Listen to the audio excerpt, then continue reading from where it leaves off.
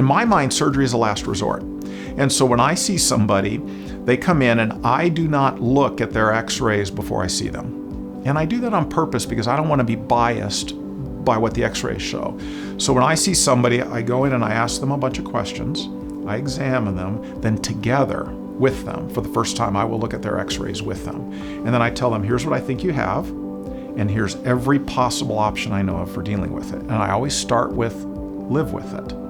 And I end with surgery. There are a few differences between hip and knee arthritis, but there are some similarities. First option is to live with it. And people can do that for a while, but after a while it gets pretty old, right? Second option are pills. And in general, the pill options, and everybody's different. So some people, for example, can take Tylenol, but not anti-inflammatories. And so this is where it's appropriate for somebody to come in and be seen so we can decide what's the safest thing for them to take. But in general, the pill options would be Tylenol, anti-inflammatories like Advil or Aleve are two over-the-counter examples. Have you ever heard of that glucosamine stuff? It's typically glucosamine and chondroitin, and you get it over the counter. You don't need a prescription for that. It's controversial if it does anything, though. There are some really well-done studies that say it does nothing at all. There are some really well-done studies that say it might help the pain of arthritis. So arthritis, have you ever seen the end of a chicken bone? You know how it's covered with that white stuff that covers the ends of the bones? We call the white stuff cartilage. Cartilage is a slippery, smooth stuff that covers the ends of bones, so they move past one another so smoothly. All arthritis is when it wears away. That's all arthritis is when the cartilage wears away. There's over 100 causes of arthritis. But in all of them, the end result is the cartilage will wear away. And eventually it can wear away to the point there is none. And then you would have one bone rubbing on another bone. That hurts. And one of the parts of cartilage are made up of building blocks of glucosamine and chondroitin. So we truly don't know why taking it by mouth may help or may not help. And the studies are all over the map if it does anything. The American Academy of Orthopedic Surgeons has a position statement saying it really doesn't do anything.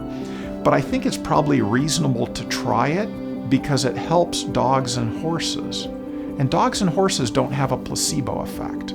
I think it's reasonable to try it. It will not regrow cartilage. Despite what you read on the internet, nothing will regrow cartilage. Nothing will regrow cartilage. Then another pill option that people can try is turmeric.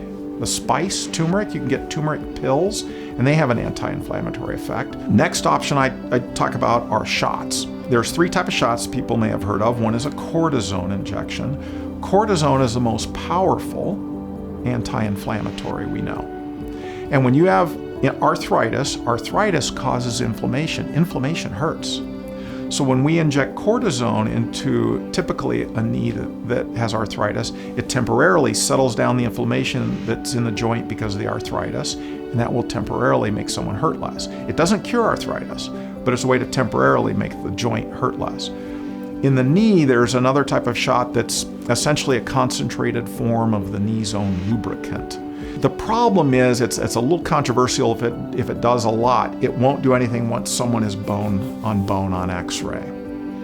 And then the third type of shot people may have heard or read about are stem cells. And we all really, really want that to work, but right now there's no data that it does. And it's really frustrating because we really all want it to work, but there has never been a single proven case of injecting stem cells into a bone-on-bone joint and having it regrow cartilage. So that one I would be a little skeptical about right now. In the knee joint, there is a brace that we can sometimes use for knee arthritis, depending on the location of the arthritis. There really isn't a great brace for the hip. People can use a cane, and typically it's in the opposite hand. So for example, if somebody's right knee or right hip have arthritis, we'd usually recommend that they use a cane in the left hand and put weight on the cane when they put weight on the leg that has arthritis. Some people try these creams you get over the counter that have hot pepper stuff in them. I think Ben Gay was one of the original ones, decades ago. And there's a whole bunch of them on the market now, and they all have capsaicin in them, which is the stuff that makes hot peppers hot. And the way those work, you rub it on the skin around whatever joint is hurting, and it makes the skin feel like it's burning. In some people, that will then trick your brain into not noticing the deeper arthritis pain. It's a distractant. I know it sounds funny, but there's actually some science behind that. I always tell people, if you're going to use it, put it on and immediately wash your hands, because if you put it on and accidentally rub your eye, it's going to be a bad day. Another option is physical therapy. And physical therapy potentially can help 4 different ways. First, they can sometimes crank on whatever joint is arthritic to help get more motion in it. Second, it gets people strengthening their muscles, and the stronger the muscles are, the better they protect whatever joint they're working on. Third, it gets people exercising. And when human beings exercise, we can get an endorphin release. Have you heard of endorphins? It's essentially the brain's natural morphine. And in all of us, when we exercise, our bodies make endorphins, which make you hurt less. Now, the problem in the world of hip and knee arthritis is if you have arthritis, it's kind of hard to walk for exercise.